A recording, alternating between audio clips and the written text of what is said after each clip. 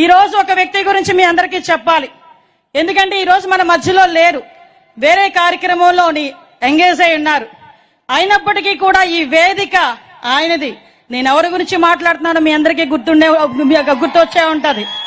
మనందరి అభిమాన నాయకుడు నారా లోకేష్ గారు ఈ రోజు ఈ కార్యక్రమానికి ఒక రకంగా చెప్పాలంటే కర్త కర్మ క్రియ.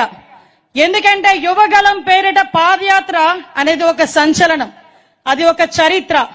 ఎందుకు చెప్తున్నానంటే పాదయాత్ర చాలా మంది నాయకులు చేశారు, కానీ చిన్న వయసులో పాదయాత్ర చేస్తూ ప్రజా సమస్యల మీద ఒక అవగాహనే కాకుండా అదే పాదయాత్రలో ప్రజా సమస్యల మీద పరిష్కారాన్ని ఎత్తుక్కొని యువగలం పేరిట చాలా మంది తల్లిదండ్రులు ఆయన దగ్గరకు వచ్చి నా బిడ్డకు ఒక ఉద్యోగం ఇవ్వండి, చదువుకొని కొన్ని సంవత్సరాలుగా ఖాళీగా ఉన్నాడు, కూలి పని చేసుకొని నా బిడ్డను చదివించుకున్నాను, అటువంటి బిడ్డకి ఉద్యోగాన్ని ఇవ్వండి అంటే ఆ ఉద్యోగం ఇచ్చే బాధ్యత మా కూటమి ప్రభుత్వం తీసుకుంటుందని 20 లక్షల ఉద్యోగాలకి ఆ రోజు ప్రామిస్ చేసి చెప్పినట్టుగానే ఆ రోజు మెగా డిఎస్సి మీద మొదటి సంతకం పెట్టించిన మహానాయకుడు, మనందరి అభిమాన నాయకుడు నారా లోకేష్ గారు.